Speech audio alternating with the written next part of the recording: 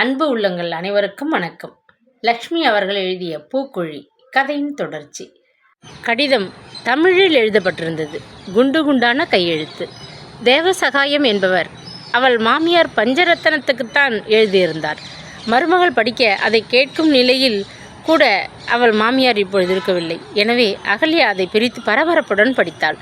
பல ஆண்டுகளுக்கு முன்பு ஒரு சமயம் நான் உங்கள் வீட்டிற்கு வந்திருக்கிறேன். மறந்திருக்க மாட்டீர்கள். ஏனென்றால் ஒரு முக்கியமான காரியத்தை பற்றி உங்கள் கணவரிடம் பேசிப்போகத்தான் அப்போது வந்தேன். அதை பற்றி பின்னர் உங்களிடம் விவரமாக அவர் தெரிவிப்பதாக ஒப்புக்கொண்டிருந்தார். அப்படி செய்திருப்பார் என நம்புகிறேன். திருநள்ளூர் கிராமத்தில் மருத்துவ தாதியாக வேலை பார்த்த உங்கள் வீட்டுக்கும் வெகு காலம் மருத்துவ தாதியாக உழைத்து காலமாகிவிட்ட அற்புத மேரியை நினைவிருக்கும் என்று எண்ணுகிறேன். நான் அந்த அற்புதத்தின் கூட பிறந்த அண்ணன். பம்பாயில் கொலாபாவில் வக்கீல் தொழில் செய்கிறவன். தங்கள் குடும்பத்திலே பல ஆண்டுகளாக முன்னர் சமையற்காரியாக இருந்த காசாம்புவை நீங்கள் மறக்கவே முடியாது. காரணத்தை அதிகம் விவரிக்க தேவையில்லை. காசாம்புவுக்கும் தங்கள் கணவனுக்கும் ஏற்பட்ட தொடர்பை பற்றி ஆரம்பத்தில் உங்களுக்கு தெரிந்திருக்க முடியாது. பின்னர் தெரிந்து கொண்டு விட்டீர்கள் என்பது உண்மை. காசாம்புவுக்கு பிறந்த குழந்தைகள் இரட்டையர் என்பது யாருக்குமே நீண்ட காலம் தெரியாதிருந்தது. காசாம்பு கர்ப்பமாகி இருக்கிறாள் என்பதை உணர்ந்ததும் குழந்தை இல்லாத கனகசபைக்கு ஓர் எண்ணம் ஏற்பட்டது. பிறக்கப் போகும் குழந்தைக்கு அவர்தானே தந்தை. ஆணாக இருந்தால் அதையே எடுத்து வளர்த்து கொண்டால். மருத்துவ தாதி அற்புதமேரிக்கு தேவைப்பட்ட பணத்தை கொடுத்து இந்த சூழ்ச்சியில் தன்னுடன் ஈடுபடுத்தி கொண்டு விட்டிருந்தார். காசாம்பு கர்ப்பவதி என்று பிறர் தெரிந்து கொள்ளும் முன் திடீரென்று ஊரை விட்டே மறைந்து போனாள். பக்கத்து கிராமத்தில் வேறு பெயரில் தனக்கு தெரிந்த ஒரு வீட்டில் அவளை அற்புதம் மறைத்து வைத்திருந்தாள். பிரசவ காலத்தை அவளுடன் எதிர்பார்த்து கொண்டிருந்தாள். ஒரு நாள் மாலை காசாம்புவுக்கு பிரசவ வேதனை தொடங்கியது. சங்கதி கனகசபைக்கு தெரிவிக்கப்பட்டதும் அவர் தயாராக 4 வீடு தள்ளி ஒரு சந்தில் தாமே ஓட்டி வந்த மாட்டு வண்டியுடன் காத்திருந்தார். நடு இரவு வேளை. ஒரே பிரசவத்தில் 2 குழந்தைகள் காசாம்புவுக்கு பிறந்தனர். அற்புதத்துக்கு தாங்க முடியாத மகிழ்ச்சி. தாயையும் தந்தையையும் ஒரே சமயத்தில் திருப்தி செய்துவிட்ட இப்படி சங்கதி நிகழ்ந்து விட்டதே என்று ஆச்சரியம். முதலாவது பிறந்த ஆண் குழந்தையை கனகசபைக்கு கொடுத்து வாக்குப்படியே துணியில் சுற்றி பத்திரமாக தூக்கி வந்து இருட்டில் யாருக்கும் தெரியாமல் இரகசியமாக அவரிடம் கொடுத்து விட்டான். 2வது பிறந்தவனை காசாம்பு வளர்த்து கொள்ளட்டும் என்று அவளிடம் விட்டுவிட்டாள். கனகசபைக்கு உண்மை தெரிந்தால் ஆபத்து என்று பயந்து பெற்றவளின் உடல் தேறியதும் பம்பாயிலிருந்த என் வீட்டுக்கு சமையல் வேலைக்கு ஆளாக குழந்தையுடன் சிபாரிசு கடிதத்துடன் அனுப்பியிருந்தாள். அற்புதத்துக்கு சில ஆண்டுகளுக்கு முன்பு உடம்புக்கு முடியாமல் போய்விட்டது. அப்போதுதான் எனக்கு இந்த உண்மையை விவரமாக எழுதிவிட்டிருந்தாள். எப்படியாவது நான் கனகசபையை சந்தித்து பேசி காசாம்புவின் இளைய மகனுக்கும் சொத்தில் ஒரு பங்கு வாங்கி தந்து உதவ வேண்டும். இல்லாவிடில் குழந்தைகளை ஆளுக்கு ஒரு மூலையாக பிரித்து வைத்த பாவம் தன்னை வருத்தும். தன் ஆத்மா சாந்தியடையாது என்று புலம்பியிருந்தாள். எனக்கு இதை உடனடியாக கவனிக்க இயலவில்லை. கொஞ்ச காலம் கழித்துத்தான் நான் உங்கள் கணவரை நேரில் வந்து இது சம்பந்தமாக சந்தித்தேன். நான் ஒரு வக்கீல் என்பதினாலோ அல்லது அவரது மனசாட்சி உறுத்தியதாலோ வார்த்தைகள் தடித்த பின்னர் என் நிபந்தனைகளுக்கு ஒப்புக்கொண்டார். தன் இளைய மகனது படிப்புக்கு கணிசமான தொகையை கொடுத்து உதவினார். பிறகு அவன் வளர்ந்து ஆளானதும் தன் சொத்தில் ஒரு பகுதியை கொடுத்து அவனை வாழ வைக்கவும் சம்மதம் தந்தார். அவர் இப்போது உயிருடன் இல்லை என்பதை குறித்து வருந்துகிறேன். இந்த கடிதத்தை கொண்டு வருகிறவன் காமேஸ்வரன் என்ற பெயர் கொண்ட அவரது இளைய மகன். 2 குழந்தைகளும் ஒரே கருவில் தோன்றியவர்கள் என்பதினால் கண்ணாடி பிரதிபலிக்கும் பிம்பங்கள் போல ஒரே அச்சாக இருப்பார்கள். உங்கள் வளர்ப்பு மகனைப் போலவே இவன் அதே உயரம், மூக்கு, விழிகள் என்று ஒற்றுமையான தோற்றத்தில் இருப்பான். சட்டென்று இவனை பார்த்ததுமே நீங்கள் தெரிந்து கொள்வீர்கள். உங்கள் கணவர் தம் உயிலில் இவனுக்காக ஏதேனும் சொத்து ஒதுக்கி வைத்திருந்தால் தயவு செய்து அதை கொடுத்து காமேஸ்வரனை வாழ வையுங்கள்.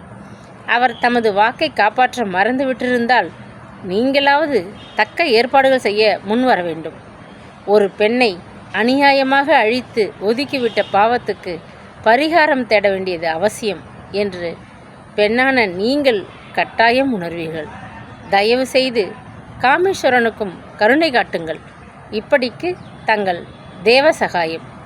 கடிதத்தை படித்துவிட்டு கையில் படித்திருந்த அந்த பத்திரிகை தாளையும் பிரித்து கோடிட்டிருந்த செய்தியை படித்தாள். என்ன கட்டுப்படுத்தியும் அவளையும் மீறி கண்களில் கண்ணீர் கன்னங்களை நனைத்தது. கரங்கள் நடுங்கின. கடலில் மூழ்கி இறந்து போனதாக பத்திரிகையில் சொல்லும் அந்த வாலிபர் என் கணவர் என்று எப்படி நிச்சயமாக சொல்ல முடியும்? ஆத்திரத்துடன் கேட்டாள். அவளது நெஞ்சு அந்த சமயமே வெடித்து சுக்கலாகிவிடும் போல் படீர் என்று அடித்து கொண்டது. இப்படிப்பட்டதொரு பெரும் சோதனையா அவளுக்கு? அவள் ஆத்தா முத்துமாறி கொடுப்பாள்? இல்லை, இது தவறாகத்தான் இருக்க வேண்டும். தாயே, என் கணவனை காப்பாற்றி கொடு அம்மா. உன்னால் ஆகாத அற்புதம் இல்லையே. மனம் ஓங்கி கூக்குரலிட்டு புலம்பியது. நீல நிற நீச்சல் உடையில்தான் ராஜ்குமார் கடலில் இறங்கினான். எத்தனையோ பேர் அந்த மாதிரி உடை அணிந்து கொண்டிருக்கலாமே. முகம் தெரியாது போயிருந்ததாக பத்திரிகை சொல்கிறது. நீ நேரே போய் அவர் உடலை பார்த்தாயா? அவள் தொண்டையை துக்கம் அடைத்தது. பார்க்கவில்லை. உயிரோடு இருந்தால் இத்தனை நாளைக்கு இங்கே வந்திருக்கலாமே. ராஜ்குமார் இறந்து போனது உண்மை. அதனால்தான் அவன் முடிக்கும் முன் அகல்யா ஆத்திரத்துடன் இறைந்து கத்தினாள். அதனால்தான் அண்ணனைப் போல வேஷம் போட்டுக்கொண்டு இப்படி ஒரு மோசடி செய்ய துணிவோடு இந்த வீட்டுக்குள்ளே வந்தாயா? கோபத்துடன் கொதித்தாள். கனகசபை என்னையும் என் தாயையும் எப்படி மோசம் செய்திருக்கிறார், அதை பற்றி யாராவது யோசித்து பார்த்தீர்களா? உண்மை தெரிஞ்ச நாளிலிருந்து எனக்கு பஞ்சரத்னம் அம்மாள், கனகசபை, ராஜ்குமார் 3 பேரிலும் வெறுப்பு. என்னையும் என் தாயையும் வறுமையில் வாடவிட்டு நிம்மதியாக இருந்த கனகசபையின் நெஞ்சை பிளந்து உதிரத்தை குடிக்கணும்னு ஒரு வெறி. பஞ்சரத்னம் அம்மாவுக்கு நான் யார் என்பதை கணவர் சொல்லிவிட்டுத்தான் போயிருந்தாராம். தேவசகாயம் என்னிடம் சொன்னார். அப்படி இருந்தும் தான் வளர்த்த என் அண்ணனுக்கு உண்மையை சொல்லாமல் அவங்க மறைச்சி வச்சாங்க.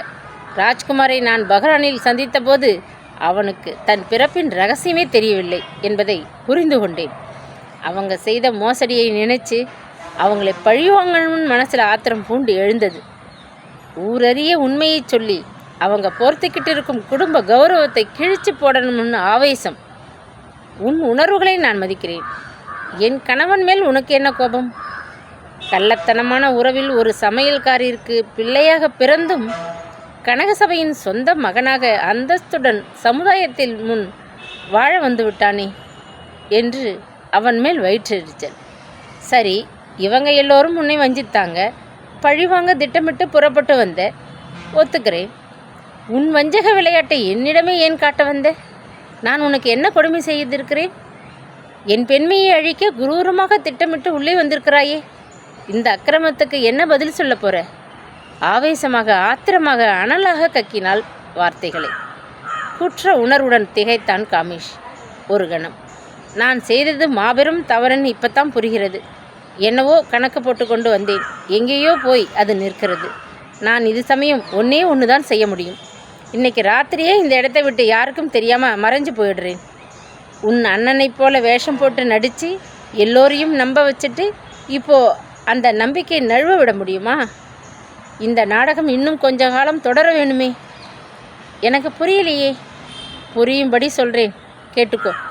உன் அண்ணன் நாளைக்கு நடக்கப் போகும் தீமிதியில் நடப்பதாக வேண்டுதலை, அந்த பிரார்த்தனையை நீ செய்து முடிச்சாகணும். அப்பத்தான் உன் மோசடி அம்பலமாகாது. உன் மனசில் எழுந்த பாப எண்ணங்களுக்கும் ஒரு பரிகாரமாக இருக்கும். ஐயோ, என்னால் முடியாது. தீக்குழியில் இறங்கி நான் வெந்து செத்து போய் விடுவேன். நான் நம்ப மாட்டேன். காமேஷ் கலவரத்துடன் அரற்றினான். மாட்டேன்னா யார் விட போறா? பூசாரி உன் கையை பிடிச்சு தரதரன்னு இழுத்து கொண்டு கூட நடக்கும்படி ஏற்பாடு செய்திடுவேன். உன்னை பற்றின விவரமான கடிதாசை என் கையில் கொடுத்திருக்க. இதை இப்பவே போலீஸில் ஒப்படைச்சு உன் மோசடியை அம்பலப்படுத்தினால் நினைச்சுப்பார். அதனால் ஏற்பட போகும் அவமானம், பழி சொல் எதற்கும் நான் பயந்தவள் இல்லை. உன்னை விட ஒரு பங்கு அதிகமாகவே எனக்கு துணிச்சல் உண்டு, தெரிஞ்சுக்கோ. பேசிக்கொண்டே விற்றென்று பின்பக்கத்து கதவை திறந்தாள். சிங்காரம் உரத்து குரல் கொடுத்தாள். ஆத்திரமும் அழுகையுமாக ஒலித்த அந்த குரலில்தான் இப்பொழுது எத்தனை கம்பீரம். முகத்தை முந்தானையால் அழுத்தி துடைத்தி கொண்டாள். அவன் பக்கம் மீண்டும் திரும்பினாள். நான் கெட்டவனை ஆத்தாளின் பாதத்தில் வச்சிட்டேன். இனி கொடுப்பதும் எடுப்பதும் அவள் கருணை. ஆனால் நான் வேண்டிக் கொண்டபடி பூக்குழியில் நிச்சயம் இறங்கிடுவேன். உன்னை பொறுத்தவரை தாயாக கருத வேண்டிய அண்ணன் மனைவி மேலே கொண்ட தீய எண்ணத்தை நெருப்பிலே போட்டு பொசுக்க நீ கட்டாயம் பூக்குழியில் இறங்கித்தான் ஆக வேண்டும். மனசிலே மாசு இல்லாட்டா மகிழ்ச்சி ஏற்படாது. பாவ எண்ணங்களுக்கு நீ மன்னிப்பு கேட்டாக வேண்டும். நான் ஆத்தாளை துதிபாடி முன்னால் இறங்குறேன்.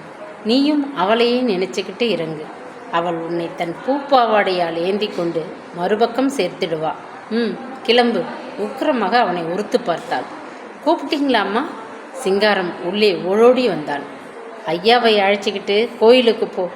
நாளைக்கு நடக்க போகிறத பற்றி விவரமாக பூசாரி ஐயா கிட்ட கேட்டுக்கிட்டோம். கொஞ்ச காலமாக வெளியூரில் தங்கிட்டதால் அவருக்கு எல்லாமே மறந்து போயிட்டது. ராணி போல என்ன மிடுக்கான பார்வை! கலங்கிய உணர்வுகளுடன் அவளை நிமிர்ந்து பார்த்தான் காமேஷ். அவளது கண்கள் அப்பப்பா! அவன் மனதினுள் அச்சம் கிளர்த்தெழுந்தது. மறுநாள் எரியப்போகும் பூக்குழியின் செந்தழல் அந்த அழகிய கண்களில் கனன்றதோ அச்சத்தினால் விழி பிதுங்க மெய் சோர ஆவி ஒடுங்க நின்றான். மறுநாள் காலை முத்துமாரியின் தீமிதி திருவிழா. முதல் நாள் இரவே திருநெல்லூரின் சுற்றிலும் இருந்த பல கிராமத்து மக்கள் விழாவில் கலந்து கொள்ள வந்து காவிரி கரையிலே இரவு முழுவதும் தங்கிவிட்டிருந்தனர். விடியும் முன்பே ஊர் மக்களும் அங்கே சேர்ந்து கொண்டதும் ஆற்றங்கரையிலே திரளான பெரிய கூட்டம். கோயில் நிர்வாகிகள் மாரியம்மன் கோவிலுக்கு முன்னிருந்த திறந்த வெளியில் வெட்டப்பட்டு தயாராயிருந்த குழிக்குள் விடியும் முன்னரே கட்டைகளை போட்டு எரித்து தணலாக்கி குவித்து வைத்திருந்தனர். அதை ஒட்டி சதுர வடிவில் ஒரு முழு ஆழத்துக்கு அமைக்கப்பட்டிருந்த சிமெண்ட் பூசிய பால் குழியையும் கழுவி துடைத்து அதில் சிறிதளவு நீர் நிரப்பி தயாராக வைத்திருந்தனர். முத்துமாரியின் உற்சவ விக்கிரகத்தை பக்தர்கள் சுமந்து கொண்டு வந்து ஆற்றங்கரையின் அருகே இருந்த அரச மரத்து மேடை மீது வைத்து விட்டிருந்தனர். சூரியன் உதிக்கும் முன்பே காவிரியில் தலைமொழிகி மஞ்சள் ஆடை உடுத்தி மஞ்சள் மலர் மாலை அணிந்து கொண்டு தீமிதிக்கு பக்தர்கள் தங்களை தயாரித்து கொண்டு விட்டனர்.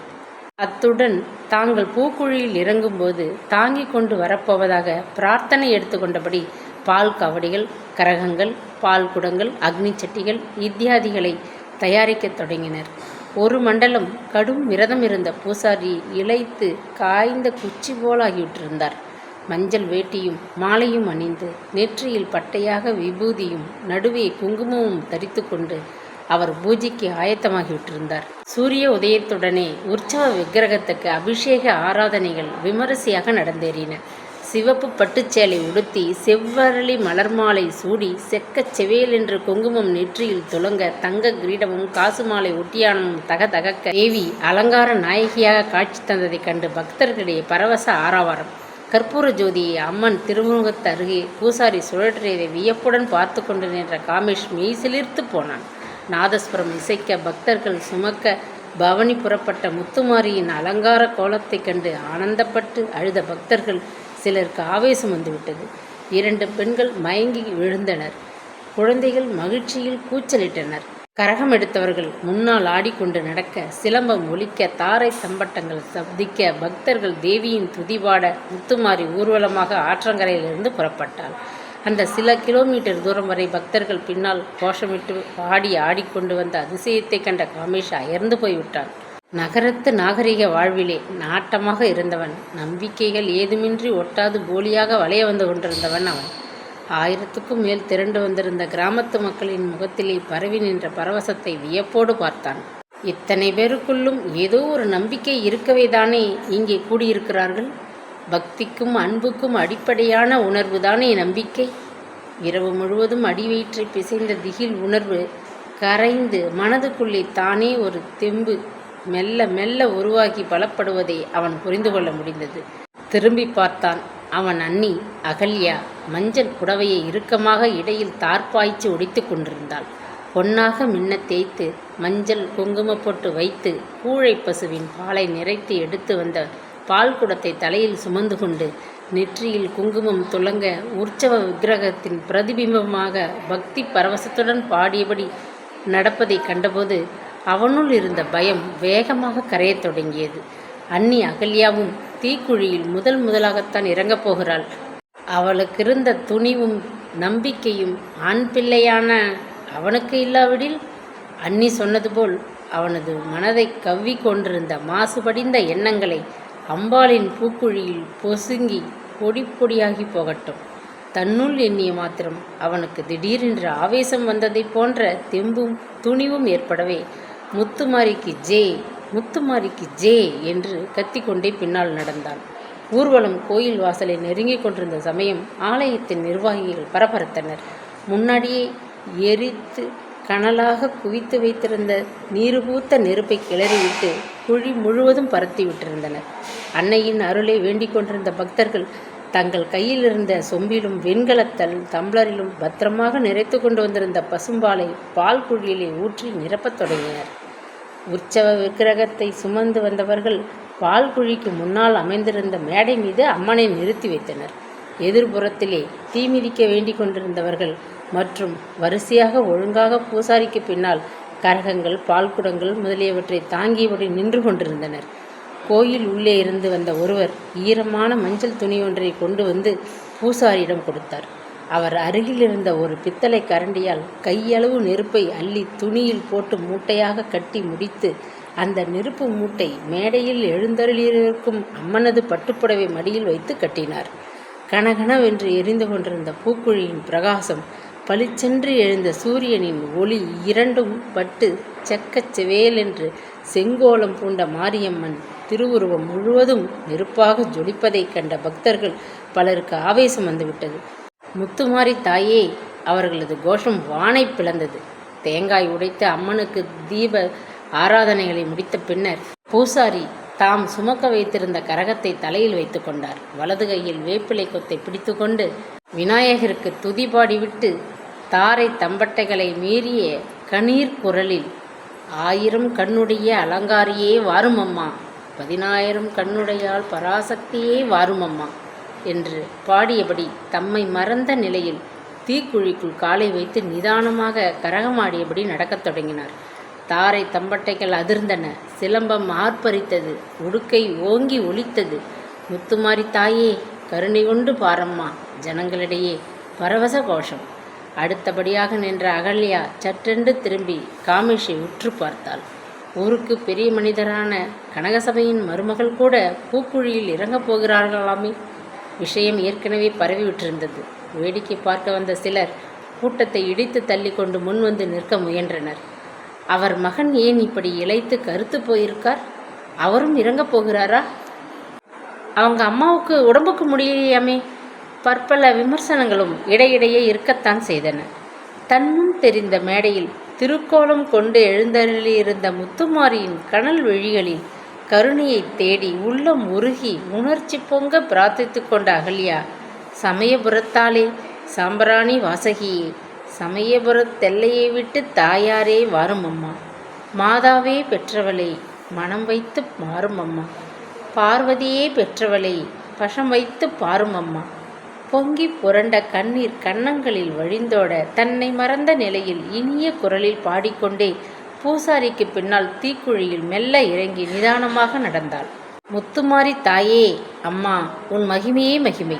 கோஷமிட்ட பக்தர்கள் மகிழ்ச்சியுடன் பார்த்து கொண்டிருக்கையில் பூவிதழ்கள் மீது நடப்பது போன்று மெல்ல நடந்து சென்றாள்.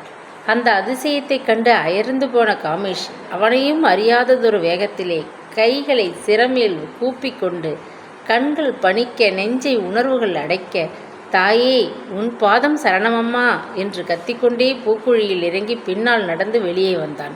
என்ன அதிசயம்! தீ அவன் பாதங்களை சுடவே இல்லையே. கற்குவியல் மீது நடப்பது போன்றதொரு விசித்திரமான அனுபவம். அவனுக்கா இப்படி ஒரு அற்புதம் நிகழ்ந்து விட்டிருக்கிறது? முதலில் வெளிவந்த பூசாரி எதிரே இருந்த பால்குழியில் இறங்கி காலை நனைத்து கொண்டு வெளிப்பட்டார். எல்லோரும் அவரை பின்பற்றினர். பின்னர் மேடையைச் சுற்றிலும் அவரவர்கள் சுமந்து வந்த காவடிகள், பால்குடங்கள், கரகங்கள் அனைத்தும் இறக்கி வைக்கப்பட்டன. பூசாரி மறுபடியும் தேங்காய் உடைத்து அம்மனுக்கு தூப தீபம் ஏற்றி வழிபட்டார். பின்னர் பக்தர்கள் சுமந்து வந்த பால் குடத்து பாலையெல்லாம் ஒரு பெரிய அண்டாவில் ஊற்றி ஆட்கள் கோவிலுக்குள் எடுத்துச் சென்றனர். அந்த பாலை கொண்டு உள்ளே எழுந்தருளியிருந்த தேவியின் திருவுருவத்துக்கு குளிர குளிர அபிஷேகம் நடந்தது. அதற்கு பின்னர் அம்மனுக்கு மஞ்சள் புடவை அணிவித்து செவ்வந்தி மாலை சூட்டி அலங்கரித்து பூசாரி தீபாராதனை செய்து முடித்தார். ஊர் உபயமாக தயாரிக்கப்பட்டிருந்த உணவு வகைகள் பக்தர்களுக்கு பிரசாதமாக வழங்கப்பட்டன. நேரம் நடுப்பகலை தாண்டிவிட்டது. பூரணியின் துணையில் விட்டு வந்திருந்த மாமியாரின் நினைப்பு வரவே அகல்யா வீட்டுக்கு கிளம்பினாள். அதற்குள் ஆறிவிட்டிருந்த பூக்குழியிலிருந்து ஒரு பிடி சாம்பலை அள்ளி தன் முன்றானையில் பத்திரமாக முடிந்து கொண்டு வெளியே வந்தாள். கூட்டத்தின் முன்னதாக வந்து நின்று கொண்டிருந்தார்கள் அவளது பெற்றோர்கள். அம்மா கிருபியால் எல்லாம் நல்லபடியாக நடந்துருச்சும்மா. கவலை நீங்கியவராக மகளை பெருமையுடன் பார்த்தார் குருநாதன். ஆத்தா உனக்கு சகல நலன்களையும் கொடுக்கட்டும். அம்மா அகல்யா, பூ மேலே நடக்கிறாப்புல பொறுமையாக நடந்து வந்துட்டியே கண்ணே. பெற்றவள் மகளை பூரிப்புடன் அணைத்து கொண்டாள். நாள் முழுவதும் பட்டினியாக இருந்த களைப்பு, பல கவலைகளால் உழற உணர்வு குழப்பம் அவளுக்கு. மற்றொரு முறை கோவிலுக்குள் குடியிருந்த தெய்வத்தின் திருவுருவத்தை ஆசை தீர பார்த்தாள். உலகத்து நாயகியே முத்துமாரி, தான் நேர்ந்து கொண்டதை செய்து முடிச்சிட்டேன். இனி நான் கேட்ட வரம் கொடுப்பதும் கொடுக்காததும் உன் கருணை. தனக்குள்ளே பிரார்த்தித்து கொண்டபடி கண் கலங்க நடை தள்ளாட மெல்ல வீட்டை நோக்கி பெற்றோர்களுடன் புறப்பட்டாள். சற்று தூரம் மகளுடன் நடந்து வந்த குருநாதன் தம்பதியர் வீட்டை நெருங்கியதும் விடைபெற்று கொண்டு பிரிந்தனர். உள்ளே நுழைந்த அகல்யா தலைப்பில் முடிந்து கொண்டு வந்த பூக்குழி சாம்பலை துளி எடுத்து தன் மாமியாரின் நெற்றியில் தடவினாள். சிறிது தானும் அணிந்து கொண்டு சிறிது பூரணிக்கும் கொடுத்துவிட்டு மற்றதை பத்திரமாக ஒரு கிண்ணத்திலே போட்டு பூஜை அறையிலே கொண்டு போய் வைத்தாள். பின்தொடர்ந்து வந்த சிங்காரம் பற்களை காட்டி மகிழ்ச்சியுடன் சிரித்தான். அப்பப்பா, என்ன கூட்டம், என்ன கூட்டம்! இது மாதிரி விழா நான் இதுவரை பார்த்ததே இல்லை. ஆர்ப்பரித்த வண்ணம் தன் மனைவியுடன் தன் வீட்டுக்கு நடையை கட்டினான். நடந்ததையெல்லாம் விவரமாக தன் மனைவியிடம் சொல்ல வேண்டும் என்ற ஆவல் அவனுக்கு. அபிஷேக பாலை செம்பிலே நிறைத்து எடுத்துக்கொண்டு மெல்ல நடந்து வீட்டுக்குள் காமேஷ் வந்தபோது அகல்யா பூக்குழியில் இறங்கிய போதிருந்த மஞ்சள் ஆடையுடன் மாலையை கழற்ற மறந்து சிந்தனையுடன் ஹாலுக்குள் நின்று கொண்டிருப்பதை கண்டான். அண்ணி! திடுக்கிட்டு போன அகல்யா திரும்பினாள். பால் செம்பை மேடை மீது வைத்துவிட்டு சமாளிக்க இயலாதவனாக தடால் என்று தரையில் விழுந்து அவளை வணங்கினான். கோயிலில் சித்த முன்ன பார்த்த அந்த முத்துமாரியை இந்த வீட்டுக்குள்ளே இப்போ பார்க்கறாப்போல எனக்கு தோணுது. அண்ணி, அறிவுகட்டத்தனமாக உங்ககிட்ட நடந்து கொண்டதை மறந்து மன்னிச்சிடுங்க. சுபாவத்தில் நான் அவ்வளவு கெட்டவன் இல்லை. சூழ்நிலை காரணமாக ஏற்பட்ட வக்ர புத்தி என்னை எப்படியெல்லாமோ செய்திடுச்சு. அவனது குரல் தழுதழுத்தது. எழுந்துரு, ஆண் பிள்ளையா அழகாக துணிவாக இருந்துக்க தெரிஞ்சுக்க. அண்ணி, நீங்கள் கொடுத்த தெம்பில் பூக்குழியில் இறங்கி புனிதமாயிட்டேன். இனி என் வேலை முடிஞ்சது. நான் இன்னைக்கே கிளம்பி. அவன் முடிக்கவில்லை. நீ இங்கே இருந்து இப்போ திடீர்னு கிளம்பி போக முடியாது. உனக்கு இன்னொரு பெரிய வேலை இருக்கு. திகைப்புற்று அவன் எழுந்து நின்றான். போய் முதல்ல துணியை மாற்றிக்கோ. ஏதாவது சட்டுன்னு சாப்பிடு. சிங்காரத்தை விட்டு உடனடியாக டாக்டரை கையோடு அழைச்சிட்டு வர சொல். அவர் வந்தும் பயன் கிடையாது. என்ன சொல்கிறீங்க அண்ணி? சித்த முன்னே என் கையால் ஒரு கரண்டி பால் வாயில் ஊற்ற நான் உள்ளே போன போது தெரிஞ்சுக்கிட்டேன். என் மாமியார் இறந்து சில நிமிஷங்கள் ஆகிவிட்டிருக்கும் போல தெரிஞ்சது. இறந்துட்டாங்களா? உரத்த குரலில் அலறி விட்டான் காமேஷ். ஏன் கத்துற? அவங்க போயிட்டாங்க. இனி நடக்க வேண்டியதை கவனிக்க வேண்டியது நம் எல்லோருடைய பொறுப்பாகிவிட்டது. கொல்லி போட அவங்க பிள்ளை இப்பொழுது அருகில் இல்லை. அதனால் முதலில் ஆரம்பித்த நாடகத்தை தொடர்ந்து நீ இன்னும் சில நாட்கள் நடத்த வேண்டியிருக்கும். என் மாமியாருக்கு நீயே உன் அண்ணனுக்கு பதில் கொல்லி போட்டு பேச முடியாமல் கண்களில் பெருகிய நீரை வழி தெரிந்துவிட்டு உள்ளே சென்று விட்டாள். இக்கதையின் முடிவு நாளை தொடரும்.